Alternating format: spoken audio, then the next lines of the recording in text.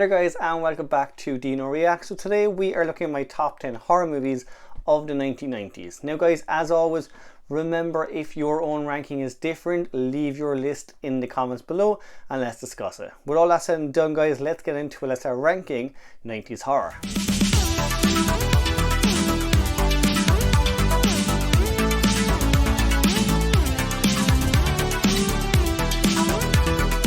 Before we get started with my ranking, I actually do have quite a few I wanted to get in here, but unfortunately there just wasn't enough room. So I'm going to start this with some honorable mentions. My first honorable mention is Bride of Chucky from 1998. When you look at the Child's Play franchise in the late 90s, they were kind of running out of steam. They were giving us the same old storyline between Andy and Chucky. Ronnie Yu came on board, they injected a lot more humour and gave us Tiffany the doll, who is pretty much a fan favourite to this day. You can say what you want about future sequels if they relied a bit too heavily on the humour, but this one is definitely a perfect mix of comedy and horror. My next honourable mention is Urban Legend from 1998. This one is just a personal favourite of mine. I really enjoy urban legends and the whole myth that comes with them. I also like just the different kills we get in this movie revolving around urban legends and the really cool reveal we get of the killer at the end of the movie. My last honorable mention is The People Under the Stairs from 1991. If you haven't seen this one already guys, go check it out. I'm not going to really put too many spoilers in with this one. All I'll say, it's bonkers, it's crazy and it's really messed up. If you haven't seen it guys, check it out. It's definitely one of the few gems of the early 90s. Now on to our ranking, and coming in at number 10 is The Blair Witch Project from 1999. This movie, it is quite controversial. Some people either love it, some people hate it, but for me it pretty much came out at the perfect time. The internet was just kicking off at the time and essentially the marketing of the movie pushed ahead with telling it as real life events. The story revolves around 3 college students who've gone missing in the woods, only for a year later video footage of their ordeal to be found. And I love that about the movie. I love that kind of true life feeling of it. Even the actors themselves, they are relatively unknown actors and they were the ones actually filming the entire thing. There is a sort of realism on screen because of that. Even the crew themselves used to terrorize the actors at night by shaking their tents and leaving strange objects around the woods. The movie relies heavily on paranoia and fear over anything else, and it kind of leaves most stuff up to the audience's imagination. We don't actually see the witch in the movie at all. Everything is left up to the audience's mind. Even the last act of the movie, we constantly hear stories of how the witch kills her victims, but we don't actually see her do it. Next up, taking the number 9 spot is The Faculty from 1998. For me, this is pretty much a pod movie disguised as a slasher, but I really do love it.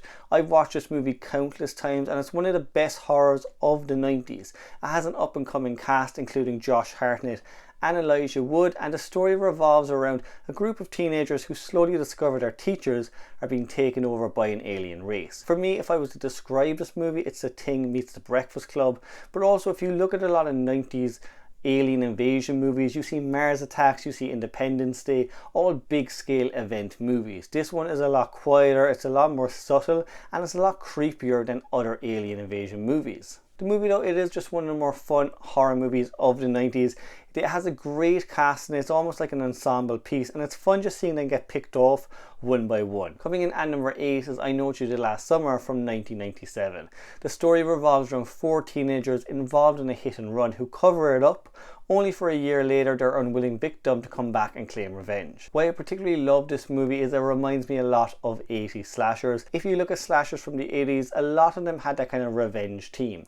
As well as that though, it has a really sleek cast, a really updated fresh script and some really genuine jump scares. One of my favourite scenes in the entire movie is a chase scene that's probably my favourite chase scene in horror involving Sarah Michelle Gellar. It's a scene that goes on for about 20 to 25 minutes and it just constantly rackets up more and more tension. But I also love the killer in this, that he kind of taunts his victims rather than going straight in for the kill. He terrorizes them all in unique different ways. The cast as well, as I said, it is a really good cast of up and coming actors such as Jennifer Love Hewitt, Sarah Michelle Gellar and Freddie Prinze Jr. It's one of the better slashers definitely of the 90s and one of the most definitive ones for sure. Coming in at number 7 is the CANDYMAN from 1992.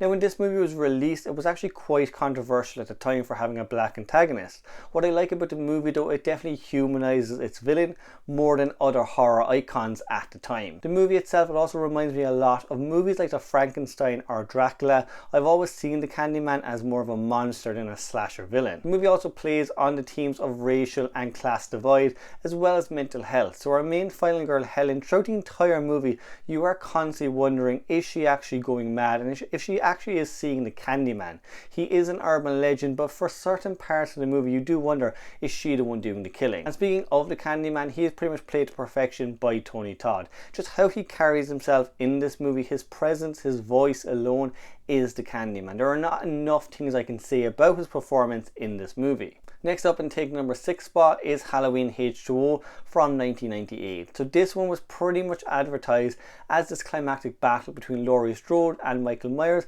and for the most part that's what we get. It is this big last battle between both characters. The final act of this movie alone garners its place on this list. I absolutely love watching this movie, and again it's one of those movies I can watch time and time again.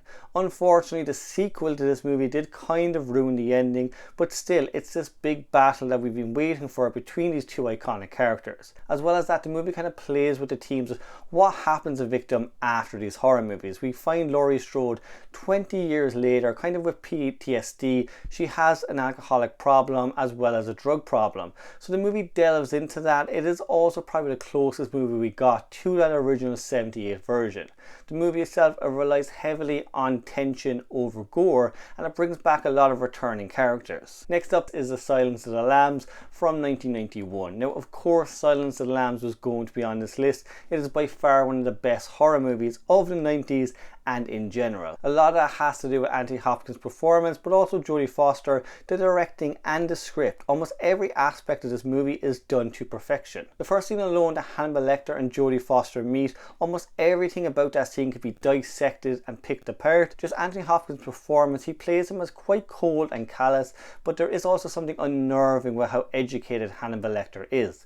If you watch that scene again, you'll see quite a lot that Hannibal Lecter pretty much takes over the entire scene.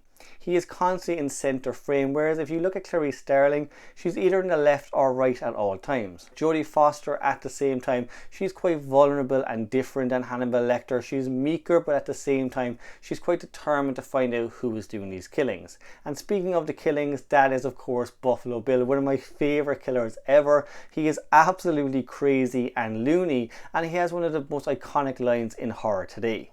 It rubs the lotion on its skin or else it gets the hose again. Just overall, the directing, the writing, the cast, everything comes together perfectly in this movie. You can tell why it won so many awards and why it's one of the best horrors of the 90s. Now just beating Silence of the Lambs and coming in at number 4 is Child's Play 2 from 1990. Now I know you're probably wondering how the hell Child's Play 2 beat Silence of the Lambs, but for me it's more for rewatchability. I could watch this movie time and time again and not get bored of it. Out of all of the Chucky movies, it's probably the one I've watched the most. There's a lot to love with this movie, but particularly it does what every great sequel should do. It is bigger, it is bolder, and it is bloodier than the original movie. We also get a lot more screen time with Chucky in this one. His lines are definitely increased a lot more, and he has a lot more one-liners. So he's a funnier Chucky for sure, but he's also retaining that terrifying aspect of the character. We also get the return of Andy in this one, which makes sense for that first sequel.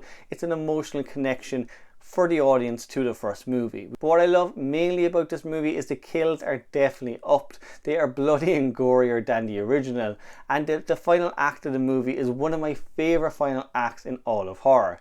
It's perfectly done for the Child's Play series that they are in a toy factory trying to take Chucky out in any way possible. No matter what they do, he consistently comes back with some of the best practical effects we'd seen at that point. The ending alone of this movie is probably the main reason I love it. It's practical effects driven, it is bloody, it is gory, and it's Chucky at his best. Now coming in at number 3, and this may be a surprising one, is Wes Craven's New Nightmare from 1994. There are many things I love with this movie. My main one though is the return of that darker Freddy Krueger we had been used to. So Wes Craven at the time, he'd kind of grown sick of seeing his creation become the slapstick joke and wanted to return Freddy to his real horror roots. The movie itself centers around the cast of the original A Nightmare on Elm Street being stalked stalked and killed off by an entity portraying himself as Freddy Krueger. It is definitely a look behind the scenes of horror movies. It has a lot of Easter eggs with Wes Craven playing himself, with Bob Shaye and Robert Englund all making an appearance. As well as that, we get the return of Heather Langenkamp in a way that doesn't destroy the story arc we'd gotten with Nancy Thompson. So she does play Nancy for a little bit in the movie, but she generally just plays herself. It also kind of brings in the themes of what happens to actors who portray these characters in horror movies once they're done. But I really enjoy the story with this one. There's a lot of Easter eggs for horror fans to find, and it's just a great behind the scenes look at horror movies. Overall guys, I love this one. Yes, when it came out, at first I don't think it was appreciated as much as it should have been, but over time people seem to love it more and more. Now, just missing out on the #1 spot and coming in at #2 is Misery from 1990. Misery centers around a writer that unfortunately gets into a car crash, but luckily is nursed back to health by his #1 fan. Unfortunately for him, his #1 fan happens to be Annie Wilkes, who is one of the most deranged and craziest killers Stephen King has ever put to paper. Starting with Kathy Bates, her portrayal of Annie Wilkes, as everyone knows, is brilliant. Just how she slowly unravels as the movie goes on. If you've read the novel as well, she is pretty much pitch perfect to what's on the page. But personally, what I actually love about this movie is the entire story arc of Paul Sheldon.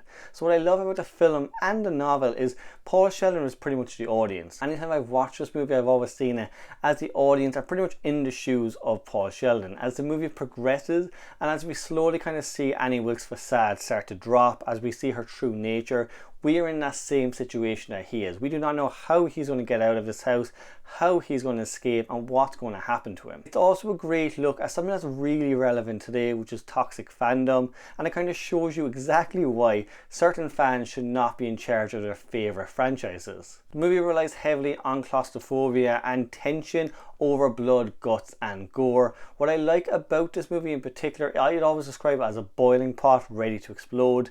It brims slowly, and as the movie goes on, it gets worse and worse. When the movie starts, especially Annie Wilkes, we kind of see her as this nice, slightly strange lady, but as we progress through the film, we clearly see that she is unhinged and not well.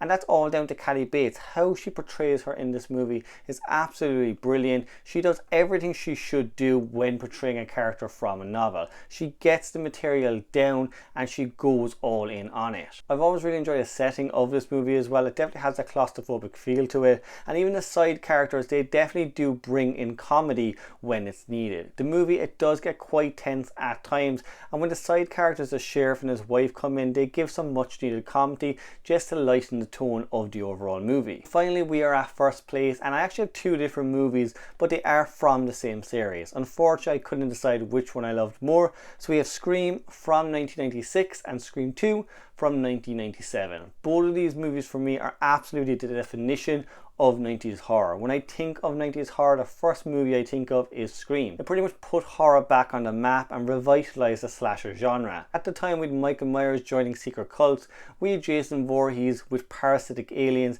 and we had whatever the hell Freddy's Dead was. We really didn't need a 90s horror icon, and that's exactly what we got with Ghostface. The movie also drew a lot of audiences in by explaining the rules of horror to them, while at the same time breaking those rules down. So horror tropes that had been in place for a decade were suddenly squashed. We had a horror trope where the final girl pretty much couldn't survive a horror movie if she had sex or did drugs. That was gone when we got Sidney Prescott, and Sidney Prescott for me is definitely up there with the top 3 final girls of all time. She is kick-ass in this movie.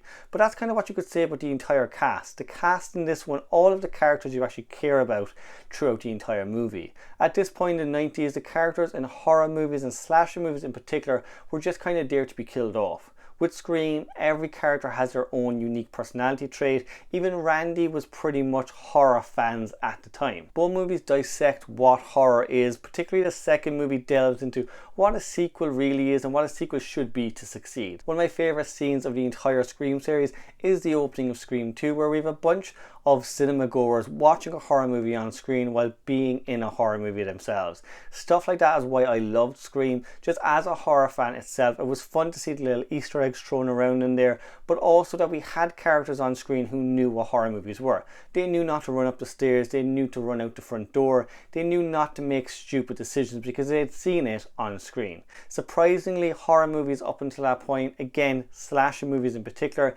didn't have self-aware characters. All movies also have a lot of homages to previous horror movies. The opening scene alone with Drew Barrymore was shocking at the time, but it was also very reminiscent of Alfred Hitchcock's Psycho. We also get a lot of callbacks to Halloween and other slasher icons of the time. Overall though, Scream was definitely an examination of what horror was at the time, but it was also a horror movie made for horror fans by horror fans. There's a lot to love with these movies. They are quite self-aware and they changed how horror movies were made going forward. But guys, remember, this is just my own personal ranking of my favourite horror movies of the 90s. As always, if yours are different, leave them below in the comments. If you liked the video, of course guys, give it a big thumbs up. Follow me on social media if you like, and subscribe to the channel. If you want me to do a review of a different movie in future guys, if you want me to rank a particular series, let me know in the comments also, and until next time, Heidi ho.